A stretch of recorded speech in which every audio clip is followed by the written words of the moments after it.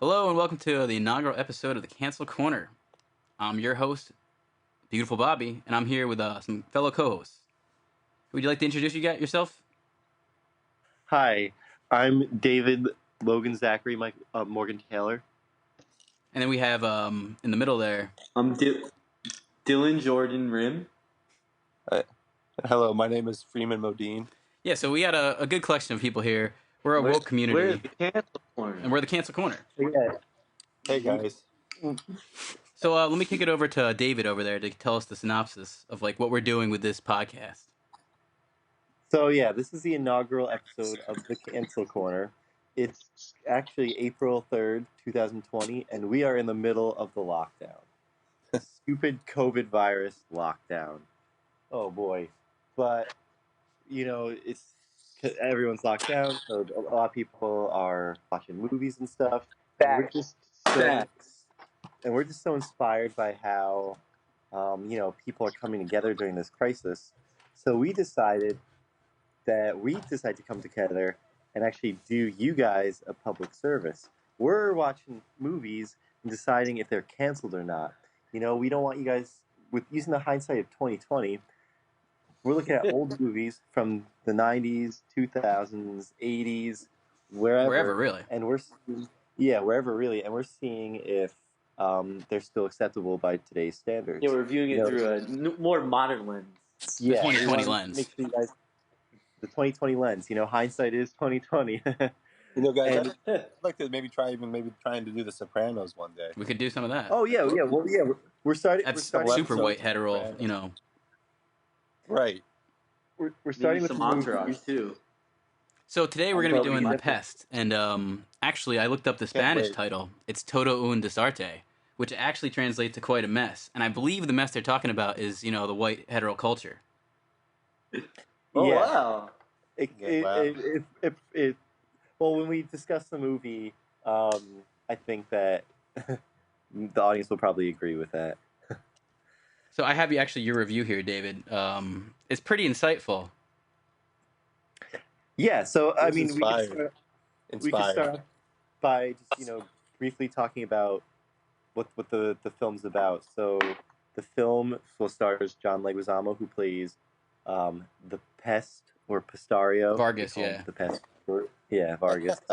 And he is, well, it's funny because in all movie reviews they call him a con man, but he's not really that much of a con man. I mean, so they portray, he's originally portrayed kind of as this deadbeat. He's looked down upon by his father, and I see that you wrote that it's kind of significant of like the cultural marginalization of pitting certain races against each other, right? Yeah. I completely, yeah. So, he has African American sisters, right? Or no? No. His girlfriend is dating an You're right. He's dating an African American. Yeah. Guys, I just want to point out that it's most appropriate to refer to, what we used to say as Latinos and Latinas as actually Latinx. So just the Latinx people. Okay, just want to put that out there right now. I've heard that it's more appropriate these days. Yeah, so when we're talking about John Leguizamo and his people, Latinx. Okay, yeah, good call. You're right. So the film is about him being in debt, $50,000 to the Scottish Mafia. All right. Yeah, and I really think it's funny that they used. Well, I think it's not funny. It's very poignant that they used Scottish. When you think of like a very white nation, you think of places like Scotland, where there's very Alabama or Germany. Yeah, Germany, where there's not much diversity, and you think of just white oppression. Donald Trump's white. Yeah, well, he's actually orange. What? He's not white. He's actually orange. So I don't know if that's true though. Yeah, it's disgustingly orange. Yeah, he's definitely orange. And crop dusted with the Chester Cheeto in the face. So quickly in this film, you kind of notice that Pest or Pestario is kidnapped onto a literal island by the German neo-Nazis that are in the movie. And I see that you wrote this was very representative of the literal genocides by the white people of many indigenous cultures. You think that's what it's supposed to represent there? I think so. So, well, like, okay, so he's really, well, he's conned onto this island, and if you think about what happened to the natives of the United States, they were conned out of their land, and they were essentially, well, their land was taken from them. In this case, his land's not taken from him. He's forced into something they're being conned that he didn't want, he didn't agree to. And I really think that's representative. And it's not just in America. I mean, the United States, this happened in Central America and South America. Think of the Incas, think of the Mayans, think of all these indigenous cultures that were raped by the white culture. White people. Yeah. And even in the movie, the Nazi collector, his name is Gustav, you see him collecting other heads of other races, right? Yeah, I mean, they try to make it light by the names that they give, which it's a little offensive of the other races. But yeah, that's what he does. He thinks that he's a superior being. He's the personification of white privilege. Well, white entitled privilege. Yeah, entitled white heterosexual male privilege. I can't even look at myself. I can't even look at myself in the mirror when watching anymore. This, right? I was also noticing there's a big lack of female characters, and do you think that's just kind of signify how females aren't really represented enough anyway? I'm not sure. I don't know. I don't know if they were really going for the female angle in this movie, though. I do have to admit I was a bit upset about the lack of female characters. It was a very aggressive heterosexual white male type movie. Well, all the white men. We do have one interesting white male. He's not, Gustav's son, Himmel. He's homosexual. He's not. He's highly looked down upon by his father. And he instantly accepts the Pest. Well, that's right, because it's like, cultures have to connect here that are oppressed. Yeah. So, again, he and the Pest kind of get along a bit, even though there is some, I guess, some tension some tension. But I mean, like, in the end, you see Himmel's now part of the Pest's multicultural crew, which is really cool. Right, and cool. I mean, Himmel itself is an interesting character because he's painted as a villain, correct? Yeah, he's sort of a villain in the beginning, but I mean, we don't really know Himmel yet. We just think of him as this German man, but when we learn that he's actually a homosexual who's been abused by his father. Wow. I guess sort of physically, but definitely psychologically. Definitely, almost brainwashed. Yeah, he's almost brainwashed, and he had to be locked in a room with a snake and kill it. I mean, really, some really terrible things. And, I mean, that's just kind of representative of what, the way that white heterosexual males like to suffocate things out of other belief systems. And I think that, I think that Himmel ultimately is a good character. And the fact that he is homosexual and does accept the Pest, whereas the other characters, white heterosexual characters don't, it's a big statement. Yeah, I can't help but close my eyes and shake my head up and down yes when I hear all this. Yeah, I'm glad that we're all in agreement. There's this group of Latinx teenagers that hangs out around my work. Mm-hmm. They're usually, I'm like wondering, okay, they're not at school right now. I mean, just what kind of society let a group of these young Latinx teenagers who are graffitiing everything, and one of them stole my hubcap from my car. I mean, why do we let this happen? Why isn't there help for them? One of them actually pulled a knife on me and cut me a little bit, but I knew that it wasn't his fault, is what I'm saying. So. And were these people wearing anything related to the Pest? Were they wearing Pest T-shirts, Pest buttons? Is it anything related, or were they not aware of this movie? They were just kind of like John Leguizamo, like part of the Latinx community. I mean, well, it's like, well, you can't really blame them because that's so sort of like with this movie, you can't really blame the pest for quote unquote being a pest. You know, he's annoying, he's abrasive in this sense. You know, It's like he's these teenagers.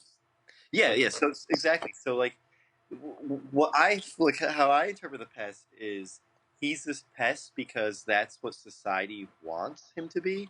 You know, he's given. You know, society looks white society looks down on Latinx people, and they think you know that they're just pests. They think that they're just white people think that they're just pests. They're just you know, they should be doing graffiti. They should be holding people up at knife point. Hysteria kind of sounds like an Italian name, though, right? It does have a bit of a ring of Italians, but I mean, the Italians were marginalized throughout history. Yeah, the Italians were marginalized throughout history, but I think now Italians are white. Well, at least American Italians, yeah, they're more of that what we think of as white, whereas you know he's a Latinx Puerto Rican. I've been watching this show. It's called The Sopranos, and there's a lot of that kind of like debate in there, you know. So, but I think the difference you'll even see in The Sopranos is when you actually see actual Italians like Furio, you know what I mean, as opposed to Tony, who's an American Italian. Yeah. Good point. Very good point. Furio was a sick fuck, though. Furio is a sick fuck. We don't need to get into that. But also, I like to talk about how there are some certain caricatures in this film that might even be offensive for, you know, the Latino community when, you know, the pest kind of dresses in African dashiki and seduces him. Okay, so he did that? Yeah. Yeah, so, I mean, the film isn't perfect. There's definitely some problems with the film, and, yeah, there are definitely some problematic racist stereotypes, but... Wait, real quick, who wrote... We have to take in consideration of the political climate of the time. And this was written by a white man. I could see, you know, you're asking about that, Freeman. Yeah. Let's do a deep dive on who wrote this movie. I believe his name is David Katz. He's Jewish, so he's been oppressed by, you know...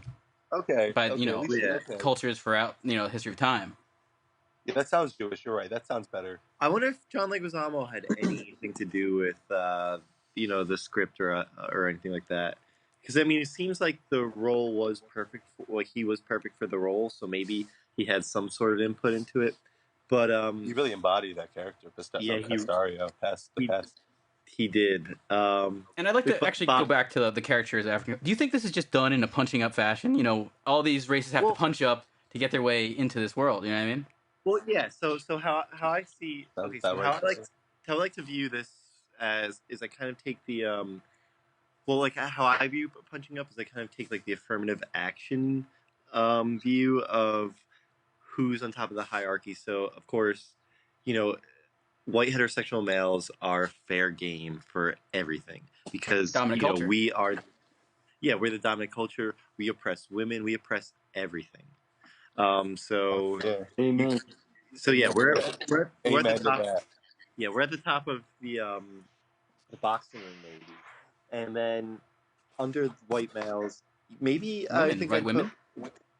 No, I think I'd put Asian males. Okay. Because, yeah, think of like if you think of like affirmative action, you know, you don't really see Asian males getting affirmative action, but like women are definitely more oppressed. And then it's kind of, then maybe I put white women, but it's you know, it's really hard to fully say. But like, you know, the Latinx, the African American community, those are really, really marginalized. So where would you put our you know, our brothers up north, like the Eskimos, Inuit? Where would you put them in the mix of things? Ooh, yeah, we say Inuit. Don't say Eskimo. I do apologize in saying that. Well, yeah, I mean, freezer babies. We might have to edit that out. Sometimes we do have a cultural slip. Yeah. But this is Toto owned Desarte, so it's quite a mess. Yeah. I'm sorry, guys. I've just been quarantining so hard. Yeah, sometimes when a quarantine happens, some xenophobia could occur, right? Well, I mean, especially what's going on now. Yeah, they're saying that this is a Chinese disease. Right. I think I saw. Didn't the pest eat from like the rare animal, like the fish market or something? There's a Chinese connection to this for sure. Yeah, there's a Yeah. Chinese. He does. Yeah, so I mean, the pest does do some. Okay, I mean, it's personally, He's not I don't perfect. think He's kind of a dirty guy. Yeah, I mean, I don't think it's good taste, the type of racial stuff that he does, but he does do some caricatures of Chinese and Japanese. Oh, But God. again, it is punching up. So he's allowed. Well, I'd say like I'd forgive it. You might, like viewers at home, you might want to just like fast forward those parts because Close your eyes. Is that Yeah. something that you like to do? yeah, I mean like if I would recommend at least like fast forwarding those parts, and it's pretty obvious like to know when the part starts because like you might pick up Or maybe like sing one of your favorite Beyonce songs really loudly over it, so that like you don't have to like really hear it, but you only have to fast forward it or something. That's a really good idea. That's a great idea. I mean, like, yeah, Great idea. vitamin B cures most diseases, I'd say. But or even Destiny's Child, if you want to take it back a little bit further. A Destiny's Yeah. Child song. It's a little more original. yeah, I mean, Did you say Tazon Day? no, I said I like to vitamin. sing Tazon Day. Purple Rain. Not Purple Rain, Chocolate Rain. Tazon Day. Oh, I never really listened to Tazon Day. He was definitely, Chocolate Rain. setting a different standard for that, his culture. So he's a hero in my eyes. Who, Tazon Day? Yes. Tazon Day. Chocolate Rain. Baby born without a home again. Chocolate Rain. Well, I mean, I think it's actually a little. I mean, I think it's a little problematic, actually, the way that you were saying that because you were Emulating not a black man. patois, yeah, you're trying to sing like a black man, and you're infringing a little too much. If you're gonna sing the song, you should just probably sing it without like not like trying to impersonate a black man. Freeman, just FYI, we don't want to put that type of idea in the. My name is Freeman Modine. Chocolate Rain. All right, so getting away from that, let's talk about the classic scene where there's a music battle. We see some white hetero males in a sports car. Oh yeah, no, yeah. That Explain the scene. I think that scene is the. It really, I think, drives home 2020. It drives home like the battle that we've been seeing all along. Yeah, we've been part of. So, they're trying to go. So Pest is with his best friend Chubby, who's African American, played by the hilarious Ari Spears. Isn't he a classic? Who didn't love Mad? Yeah, who didn't love Mad TV? Come on, we all loved Mad TV back then. And if you haven't heard his countless impressions, you're in for a treat if you search YouTube. Oh, he does really good impressions. It's phenomenal. Him and Frank Caliendo do some great impressions. Who's Ari Spears' best impression, you think? I think it's Bill Cosby is one of the ones he does that's great, and especially nowadays, how he was so oppressive. Yeah. It's great to see that. I mean, I love a good takedown of a like a rapist monster. So I definitely got to check out some of these Bill Cosby impressions. Yeah. So the Pest and Chubby, they are in. It's a Jeep Wrangler, right? Yeah, the Jeep. Which was open, and I thought like an open car was really good to show like the openness of like cultures together, and I mean, blending. Exactly. That's right there. There's a lot of little hints in this movie, filmmaking that's excellent. Yeah, for sure. So yeah, they're in this open Jeep Wrangler, and they pull up against these like white guys with this like kind of like long curly. These guys are some like trust fund seeming pricks. Waspy. Yeah, but they're like really they're. I mean, if you look at these guys, the first word that came to my mind was dweebs. Yeah, and I think I saw an L.L. Bean stuff on their shirts and stuff like that. Yeah, because these guys definitely dweebs, and they were like a bunch of crusty crackers, huh? Exactly. Yeah, for sure, some crusty crackers. Honky comes. They were. Yeah, they were really. Well, yeah, they were. I mean, I think that's like the one racist term I will allow at all times is to be called a well. The cracker. Or pinky. Yeah, there are a couple pinkies. honky cracker. Yeah, we are, Dumbass cracker. and we deserve it. But So they start blasting some rap, right? Some urban music. Well, no. So first, you know, like so they start like listening to Chubby and the Pest. They just want to have a good time. They just want to connect with people, and that's like what these cultures really want to do. And these like frat boy assholes are not open to it because they're scared. First of all, they're scared that they're not going to be number one anymore. They're scared that these guys are going to steal their women. They're scared that maybe they're just not as great as they think they are. So should we talk about penis size too, or no? Yeah. Yeah, they probably have smaller penises, and it's true. I think it's referred to in that scene too. The white guys. The dweeb. Oh, there might be a little jab at that. They got little dicks. Yeah. They definitely have what we say in 2020 LDE, and most white men do. Are we going to allow that on this podcast? What? Are we going to allow that on this podcast? Talking about white dicks? We really shouldn't be talking about white penises. It's true. Yeah, we probably. Yeah, that's the last thing. Another white penis is the last thing our viewers probably want to hear about. Yeah, that's very it's been in their face, for a millennia. Right. Yeah, for more than a millennia. Very true. Sorry. What's the William Penn in Philadelphia? There's the William Penn statue on that building. Yeah. You can see his phallus. You can. It's like it's like he's holding maybe like a roll of papers, but from above it looks like his phallus. We have to get a screenshot of this somewhere, but it'll be included. William Penn White. Yeah, given the phallus to all of America. The Washington Monument is the giant white phallus.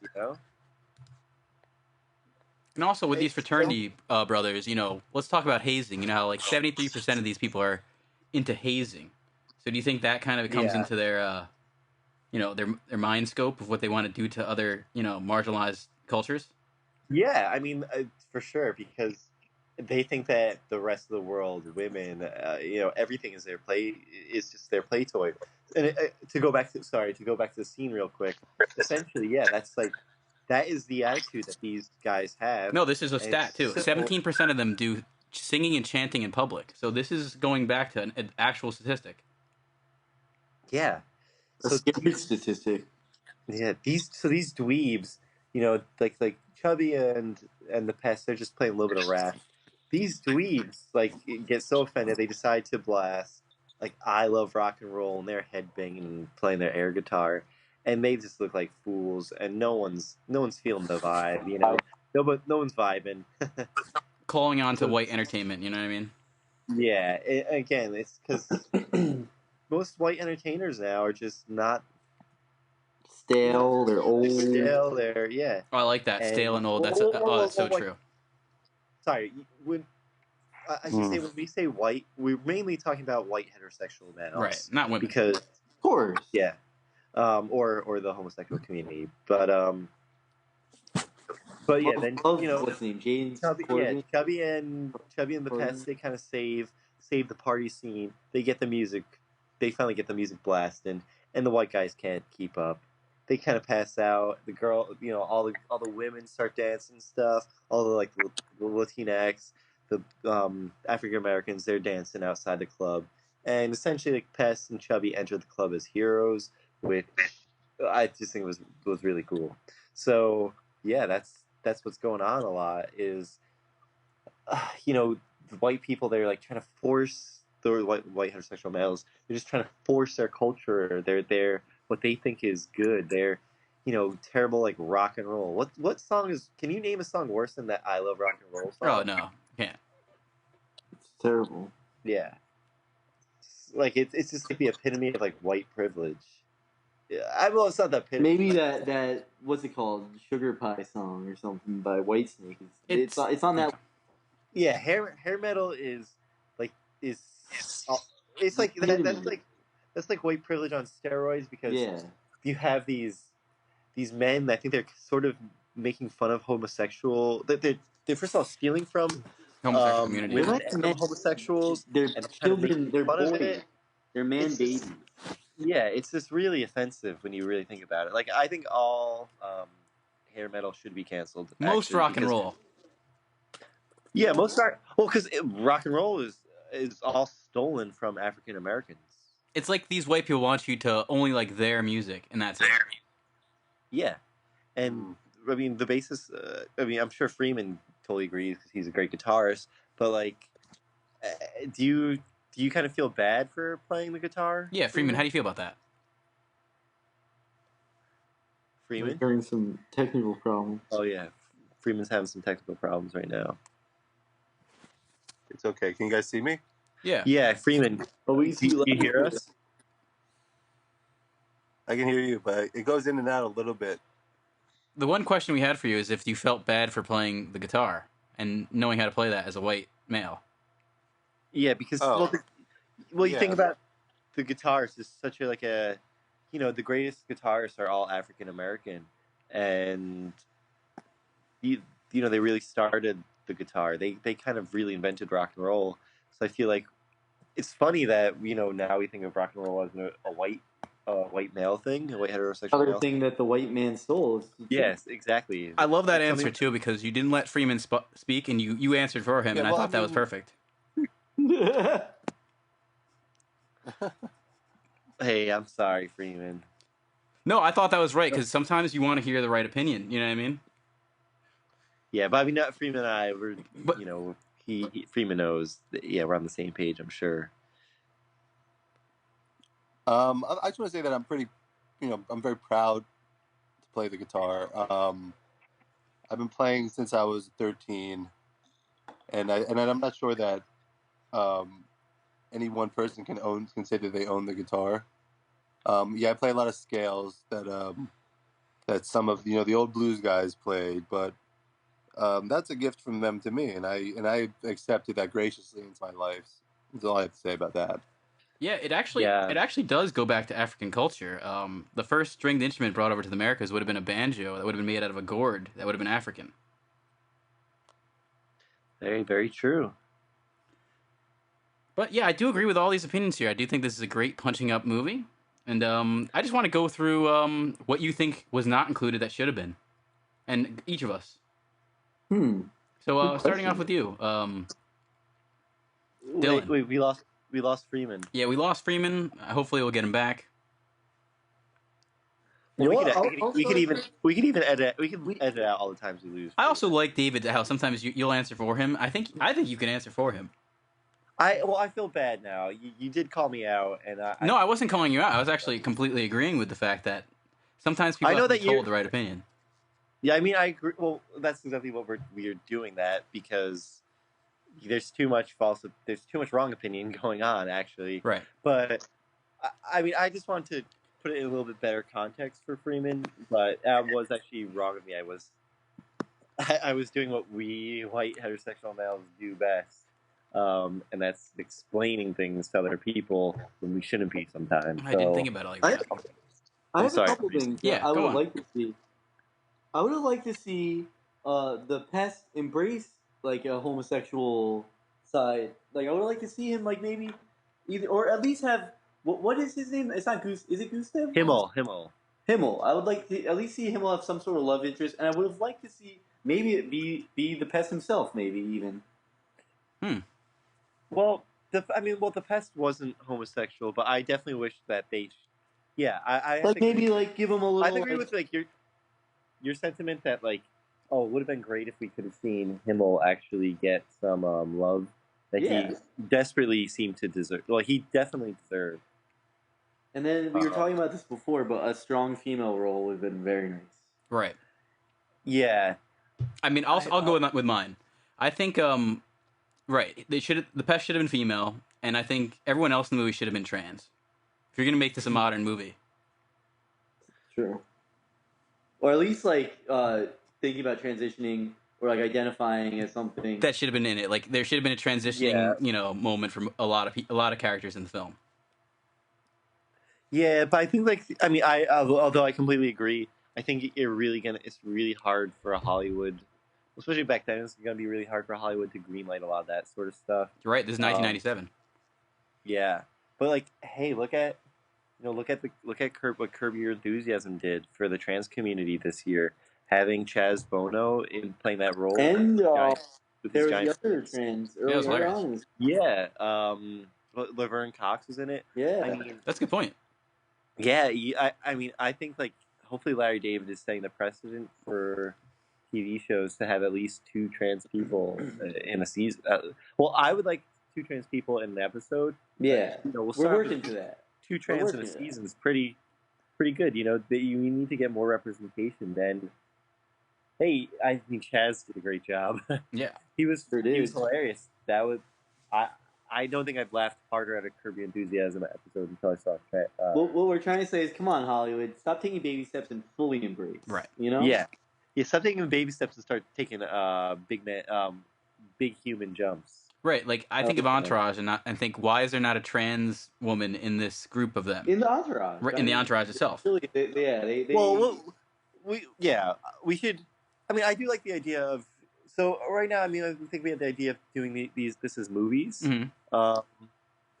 But of telling about movies. But yeah, we could definitely talk shows. Move on to TV shows. That's your favorite series. And even if they edited in a CG character that's trans, throw it in a special edition, something like that. I know a lot of the fans would like that. A lot of Entourage fans would love that. Yeah, that they've been kind of waiting for that. Bobby, that is a great idea. And maybe because I mean, okay, the way that they added things in Star Wars, those look pretty good. I mean, Star Wars is very problematic for its own reasons. Maybe one day for Star Wars. That could come in one day. Yeah, talk about if Star Wars is even appropriate. At least the oldest ones are appropriate to watch. I mean, the new ones are pretty, diverse, and I think they're doing a great job with that. Yeah, I haven't seen the new ones because I just haven't really been that big of a sci-fi fan. But I mean, definitely a lot of problematic stuff. Definitely going on. Disney's still afraid to pull the trigger on a homosexual relationship. Yeah, and maybe let's not give this all away. Maybe we should. Oh, definitely. Yeah, I think we should definitely have a Star Wars episode at some point. Well, at least like the original trilogy, and yeah, we'll tell you which part of the trilogy is. Well, now what is it? 9 episodes. Which episodes are watchable and which aren't? Right. It might be down to one episode. Yeah. Oh, yeah, it might be. But we hope to grow the show, and maybe eventually, when we start getting our viewership up or listenership up, start Patreon, and we feel like we could do like some really good service. Right. So like if let's just say you have a date on Friday, and you're talking to this guy, you have a date on Friday, and you know that his favorite movie is like Forrest Gump or something like that, and you're like, oh, I haven't seen Forrest Gump in a while. Shoot us an email or something, and we'll watch it for you. Love that idea. We'll tell you. Oh no, you actually shouldn't go on a date with this guy because he likes Forrest Gump. That's a bigoted movie. It's no. Yeah, so he's a no, and that movie's a no. This is perfect also for like. Your kids are gonna have if you're a parent and your kids are gonna have a sleepover and they want to watch a certain movie, we'll screen it for you beforehand, and we'll tell you the nope or yeah, that kid, your kids aren't gonna come up with an unconscious bias against women or African Americans, or they're not gonna learn these hurtful things against homosexuals, that sort of stuff. And we just want to make the world a better place. Right. We want to make sure that it's really hard during this quarantine, to feed yourself with good stuff, and we just want to make sure that we want to make sure you're feeding your mind with some good content. Yeah, and so I think this is a good spot to end this, but I do think this is a question for all of us here, and something to end the episode. So, is The Pest 2020 approved, or is The Pest canceled? Yeah, are we gonna swipe right on The Pest? I'm gonna swipe right on The Pest. So you'd say it's approved. 2020 approved. I'm approving it. I'm 2020 approved. And I also agree. 2020 approved. Yeah. So, I mean, my last thing I'll say is it's not a perfect movie. there are some things that you might want to fast forward course. because you will definitely get offended, but It's not a cinematic genius movie, but it's got a ton of value. yeah, it definitely has some value, and I think the good definitely outweighs the bad. So again, like what I was saying with the punching up, I'll forgive some of the punching up, Right. and yeah, I think it's worth watching and worth really considering, all the fun viewpoints. So yeah, listeners, if you do we even have our email address account set up yet? Or We're setting that all up right now. We're actually going through a couple of guys have changed their mind on a lot of this stuff. Formerly the Ganja Gamers, mostly now the cancel culture. So they're punching their way up too, but slowly but surely, as much as a white person really could. yeah, we should. Well, because eventually we should start having our fans, ask Recommend us their own. what movies. Yeah. Yeah, recommend their own I movies love that for us to idea. watch. But yeah, we'll be back next week with another movie. We haven't decided yet, and we'll Give us some recs too. Give us your recommendations, guys. yeah. What's what movie are you dying to watch during this quarantine, but you're just scared of actually you're not sure it's gonna be suitable to watch anymore. Right.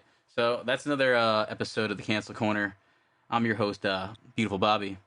I'm here with David Logan-Zachery, Morgan Taylor. I keep and saying Pickle. Oh, I'm Dylan Jordan Murphy, actually. unfortunately we lost Freeman Modine. He's a great what is it, counterpart of ours, co-host as you would say, but Colleague. we'll have him sign off on another time. But thanks for listening, and stay. Yeah. What is it? What we say? What should we say as the end here? Stay woke. Stay woke. Yeah, stay woke, guys. Yeah, just because COVID-19's a prick doesn't mean you guys have to be a prick. Watch this, listen to our show, know what to watch, and you'll stay woke, not a prick.